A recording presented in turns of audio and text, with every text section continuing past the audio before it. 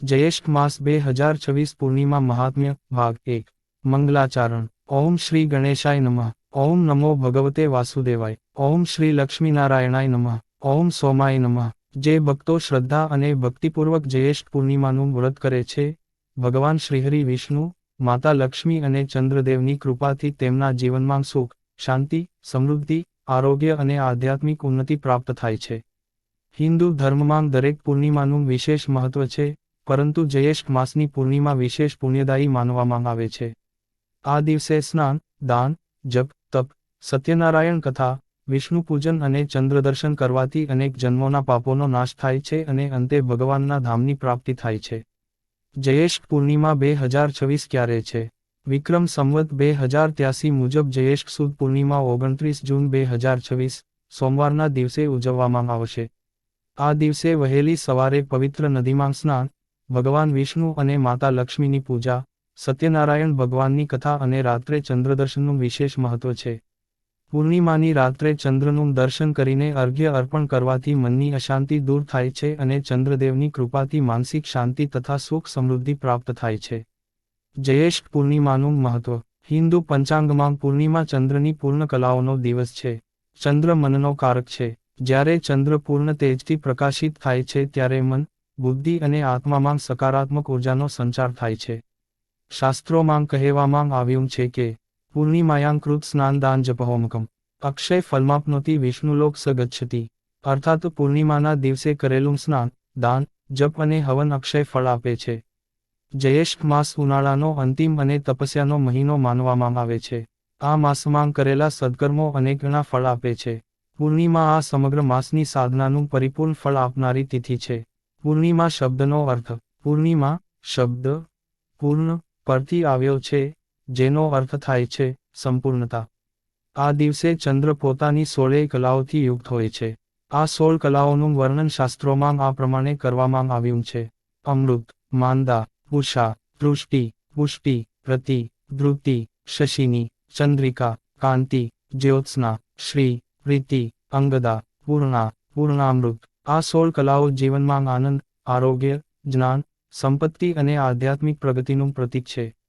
શાસ્ત્રોમાં પૂર્ણિમાનું મહાત્મ્ય સ્કંદ પુરાણ, પદ્મ પુરાણ, ભવિષ્ય પુરાણ અને બ્રહ્મવૈવર્ત પુરાણમાં પૂર્ણિમાનું વિશેષ મહાત્મ્ય જણાવાયું છે।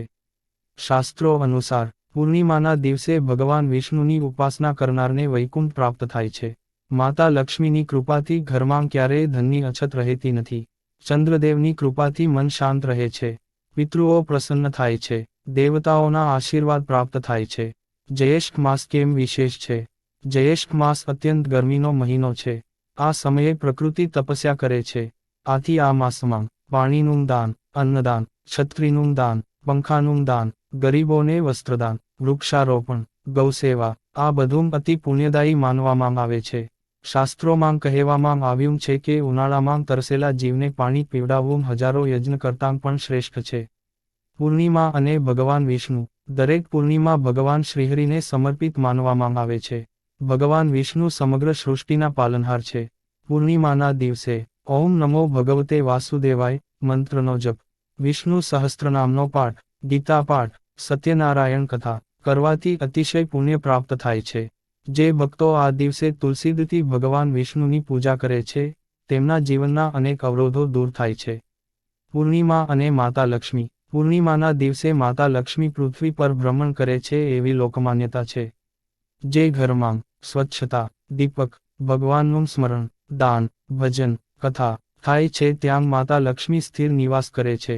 સાંજે ઘીનો દીવો પ્રગટાવી શ્રીસૂક્ત અથવા લક્ષ્મી અષ્ટક નો પાઠ કરવો શુભ માનવામાં આવે છે। પૂર્ણિમા અને ચંદ્રદેવ ચંદ્રને મનનો સ્વામી કહેવામાં આવે છે। જ્યોતિષશાસ્ત્ર અનુસાર જો જન્મકુંડળીમાં ચંદ્ર નિર્બળ હોય તો માનસિક તણાવ, અશાંતિ, નિંદ્રાની સમસ્યા, ભય, ચિંતા વધી શકે છે। પૂર્ણિમાના દિવસે ચંદ્રદર્શન અને ચંદ્રને અર્ઘ્ય આપવાથી મનને શાંતિ મળે છે અને ચંદ્રદોષ શાંત થાય છે એવી ધાર્મિક માન્યતા છે।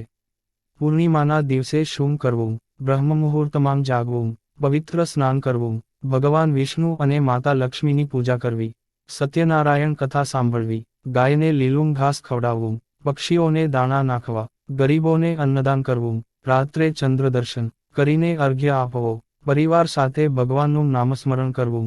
આ ભાગ 1 અહીં પૂર્ણ થાય છે. ભાગ 2 માં આપણે જાણીશું જ્યેષ્ઠ પૂર્ણિમાની ઉત્પત્તિની પૌરાણિક કથા. દેવતાઓ અને ઋષિઓએ આ તિથિને શા માટે સર્વશ્રેષ્ઠ ગણાવી. પૂર્ણિમા વ્રતની પ્રાચીન કથા. સ્નાન દાનના અલૌકિક ફળ અને સત્યનારાયણ વ્રતના મહિમાની વિસ્તૃત શરૂઆત. જ્યેષ્ઠ માસ 2026 પૂર્ણિમા મહાત્મ્ય. ભાગ 2 જ્યેષ્ઠ પૂર્ણિમાની ઉત્પત્તિ, પ્રાચીન કથા અને સ્નાન દાનનું મહાત્મ્ય.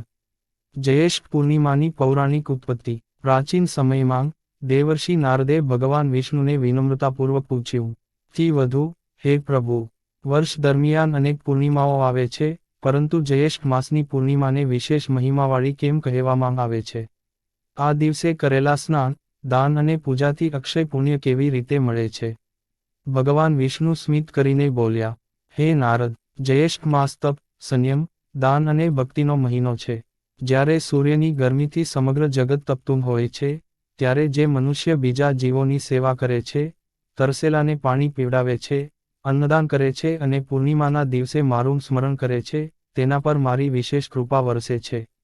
ભગવાને આગળ કહ્યું કે આ તિથિએ દેવતાઓએ પણ તપ કરીને દિવ્ય આશીર્વાદ પ્રાપ્ત કર્યા હતા. તેથી આ પૂર્ણિમા અક્ષય પુણ્યદાયી કહેવાય છે. દેવતાઓએ આ તિથિને શ્રેષ્ઠ કેમ ગણાવી? પુરાણોમાં વર્ણન છે કે એક વખત દેવતાઓએ વિચાર કર્યો કે કઈ તિથિ એવી છે જેમાં થોડા સાધનાથી પણ મહાન ફળ મળે. ત્યારે બ્રહ્માજીએ કહ્યું, જ્યેષ્ઠ પૂર્ણિમાના દિવસે કરેલું એક દાન પણ અનેક યજ્ઞોના સમાન ફળ આપે છે. આ દિવસે કરેલો ભગવાનનો જપ, તીર્થસ્નાન અને દયાભાવથી કરેલી સેવા ક્યારેય વ્યર્થ જતી નથી. ત્યારથી દેવતાઓ પણ આ દિવસે ભગવાન વિષ્ણુની આરાધના કરે છે એવી ધાર્મિક માન્યતા છે. ઋષિમુનિઓની તપસ્યા. પ્રાચીન સમયમાં અનેક મહર્ષિઓ ઉનાળાની કઠોર ગરમીમાં જંગલોમાં તપ કરતા હતા. જ્યેષ્ઠ પૂર્ણિમાના દિવસે તેઓ નદીમાં સ્નાન કરતા, ભગવાનનું ધ્યાન ધરતા, ગાયત્રી મંત્રનો જપ કરતા, ગરીબોને અન્નદાન કરતા અને સમગ્ર વિશ્વના કલ્યાણ માટે પ્રાર્થના કરતા. તેમની તપસ્યાથી પૃથ્વી પર શાંતિ અને સમૃદ્ધિ ફેલાતી હતી. પૂર્ણિમા વ્રતની પ્રાચીન કથા. ખૂબ પ્રાચીન સમયમાં એક ગરીબ બ્રાહ્મણ રહેતો હતો. તે અત્યંત ધાર્મિક હતો, પરંતુ ગરીબીથી ખૂબ દુઃખી હતો. એક દિવસ એક મહાત્માએ તેને કહ્યું, જ્યેષ્ઠ પૂર્ણિમાના દિવસે વહેલી સવારે સ્નાન કરજે, ભગવાન વિષ્ણુની પૂજા કરજે, સત્યનારાયણની કથા સાંભળજે અને પોતાની શક્તિ મુજબ દાન કરજે. બ્રાહ્મણે શ્રદ્ધાપૂર્વક વ્રત કર્યું. ધીમે ધીમે તેના ઘરમાં સુખ, શાંતિ અને સમૃદ્ધિ આવવા લાગી. તેની ગરીબી દૂર થઈ અને આખું ગામ ભગવાનના મહિમાની ચર્ચા કરવા લાગ્યું. આ કથા શીખવે છે કે ભક્તિમાં સંપત્તિ કરતાં શ્રદ્ધા વધુ મહત્વની છે. સ્નાનનું અલૌકિક મહાત્મ્ય. શાસ્ત્રો કહે છે કે પૂર્ણિમાના દિવસે કરેલું સ્નાન માત્ર શરીરની જ નહીં પરંતુ મનની પણ શુદ્ધિ કરે છે. જો તીર્થમાં સ્નાન શક્ય ન હોય તો ઘરમાં સ્નાન કરતી વખતે ગંગાજળના થોડા ટીપાં પાણીમાં ઉમેરી ભગવાનનું સ્મરણ કરવું. સ્નાન પછી સૂર્યદેવને જળ અર્પણ કરવું અને ભગવાન વિષ્ણુનું ધ્યાન કરવું શુભ માનવામાં આવે છે. દાનનું મહાત્મ્ય. જ્યેષ્ઠ માસમાં નીચેનું દાન અત્યંત શુભ માનવામાં આવે છે. પાણીનું દાન, માટલાનું દાન, છત્રીનું દાન, ચંપલનું દાન, પંખાનું દાન, અન્નદાન, ફળનું દાન, વસ્ત્રદાન. દાન હંમેશા નિસ્વાર્થ ભાવથી કરવું જોઈએ. પાણીદાનનું વિશેષ ફળ. ગરમીના સમયમાં તરસેલા મનુષ્ય, પક્ષી કે પશુને પાણી પીવડાવવું મહાપુણ્યનું કાર્ય માનવામાં આવ્યું છે. એવું કહેવાય છે કે પાણીદાન કરનારને ભગવાન વિષ્ણુ અત્યંત પ્રસન્ન થાય છે અને તેના જીવનના અનેક કષ્ટો દૂર કરે છે. અન્નદાનનું મહત્વ. શાસ્ત્રોમાં અન્નને બ્રહ્મ સ્વરૂપ માનવામાં આવ્યું છે. ભૂખ્યાને ભોજન કરાવનારને અન્નની કમી ક્યારેય રહેતી નથી એવી ધાર્મિક માન્યતા છે. જ્યેષ્ઠ પૂર્ણિમાના દિવસે ગરીબો, સંતો અને જરૂરિયાતમંદોને ભોજન કરાવવું વિશેષ શુભ ગણાય છે. સત્યનારાયણ વ્રતનો પ્રારંભિક મહિમા. પૂર્ણિમાના દિવસે કરવામાં આવતા વ્રતોમાં સત્યનારાયણ વ્રત સૌથી લોકપ્રિય માનવામાં આવે છે. ભગવાન સત્યનારાયણ ભગવાન વિષ્ણુનું જ કરુણામય સ્વરૂપ છે. જે ભક્ત શ્રદ્ધાપૂર્વક સત્યનારાયણની કથા સાંભળે છે અને પ્રસાદ ગ્રહણ કરે છે, તેના જીવનમાં ધીમે ધીમે સુખ, શાંતિ અને સમૃદ્ધિનો વિકાસ થાય છે એવી ધાર્મિક માન્યતા છે.